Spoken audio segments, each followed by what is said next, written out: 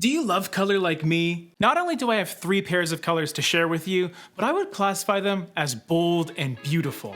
In fact, I'll go as far as to say there really isn't any gray colors in sight here. Let's go through each pair and show you some examples of how you can incorporate these fun color pairings by Benjamin Moore. We're the Paint People, and my name is James. And for the next several minutes, I'm going to be your guide to some fun color combinations that you can use within your home's palette. There's a whole lot more to picking colors than just sticking with one, although I love a good versatile main color. The real magic is when you start to incorporate seemingly different colors and allow them to harmonize with one another. There's a lot to consider, especially when you factor in color theory and color wheels, but there is something to be said about just picking colors that work, maybe for different reasons. Although we're talking about paint colors today, I don't necessarily want you to think of them as that alone, because you could easily pick something similar for items in your room. Even though we're a paint channel first, I always like to mention that the colors in your palette could be on your walls, or your floors, or your couches, or your bedspreads. Let's start with a slightly contrasty pairing that combines green and violet. The green we're looking at is called Budding Green, CSP 790. Just a quick note on these CSP colors,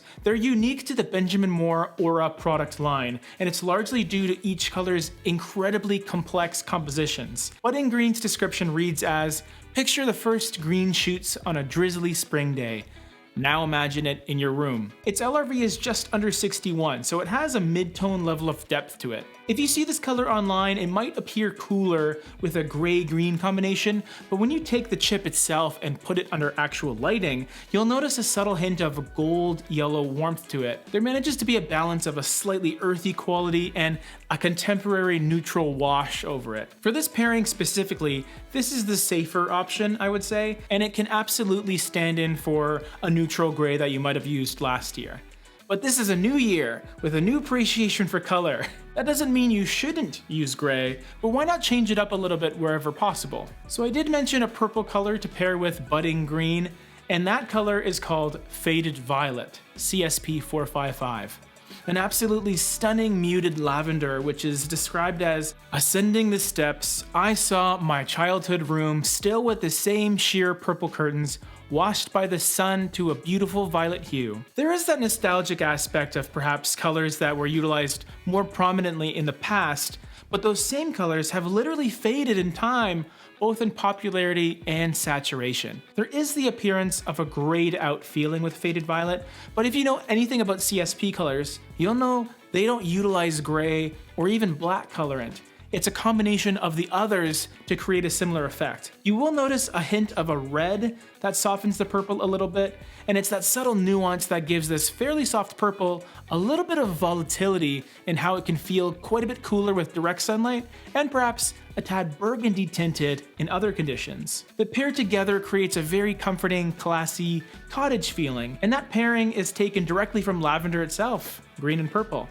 You could pick either one to be your more prominent wall color, although Budding Green would maybe be the default choice, with Faded Violet taking a secondary accent role. But absolutely feel free to change it up. A complementary color scheme that I like to use and have for years is beige and blue. That being said, beige and blue can come in all sorts of different color choices. From the archives, CSP 1060 is a Benjamin Moore color that brings an orange salmon warmth to a sandy mid-tone beige. It's described as, "The professor couldn't believe his eyes as he extracted the rare missing manuscripts from their long hidden box." Its LRV is close to 62, which makes it light enough to use comfortably on the walls in most rooms, assuming you like the color. But because there's so many tints inside this color, it's a bit of a beige chameleon, if that makes sense. There aren't very many mega safe choices in the CSP collection because of the amount of undertones that you can find, but this is a color that will be welcoming and still a nice alternative to the Shaker Beiges and the Manchester Tans out there. From the archives has a subtle vibrance, even though it's supposed to represent old paper. The blue that I love to incorporate with it is called Porcelain Glaze, CSP 550, and it's described as, "The blue glaze shimmered on the hand-thrown bowl as the potter removed it from the kiln." It has a richness to it that is somewhat sky blue in nature, but it's enriched with a slight brown coral, which really gives it a unique flair. It's subtle, but you notice it more and more against other cooler gray colors that are perhaps more streamlined and neutral. This one is fun and unique and has just the right amount of colorant to make a statement without feeling overbearing. It has an LRV of around 44, so that doesn't necessarily add to its versatility, but its depth is necessary considering the places you would want to use something like this, like a kitchen that already has cabinets taking up most of the visual space, or of course, the other use would be having this color reflected in the color of your sofa, for example, which would really stand out nicely against warmer sandy colored walls. For the third and final color pairing, I wanted this theme to be in line with Benjamin Moore's storytelling throughout the CSP color collection. If you've noticed, each of these colors have a description on their website that is more poetic than descriptive, which I actually appreciate. Mystic Lake is described as, she arose at daybreak each morning for her ritual swim across the cool, tranquil water. CSP 745 has an LRV of around 33, so what you're left with is a deep, peaceful, soft teal that brings a real sense of calm. You would naturally connect lakes with the color blue, but Mystic Lake tends to reflect the color you might see within the literal reflection of a lake and its surrounding greenery. So back to the storytelling. We have a beautiful lake, and there was someone swimming across the water, right? Who, you ask? Why, a pink flamingo, of course. Literally, that's the other color. Pink flamingo, CSP 1175.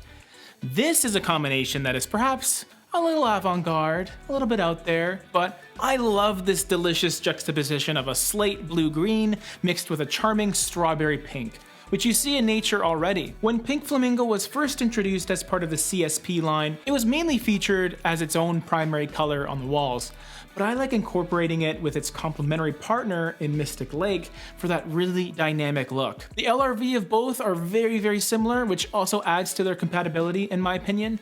It also means that you could really take your pick with how you want to use these colors together. One could be your wall color and the other you can incorporate as an accent color, or vice versa and switch them around, or don't use either on the walls and just keep them both as accents, which is probably the more common use case. It's a far cry from gray, that's for sure. If you want to learn a little bit more about the Color Stories palette or the CSP colors we talked about today, we did a top 10 list on the 10 that I really like right over here. These aren't necessarily the 10 best ones, they're just 10 that I immediately gravitated towards when I first saw this really awesome new collection by Benjamin Moore. That's it for this one. See you on the next one.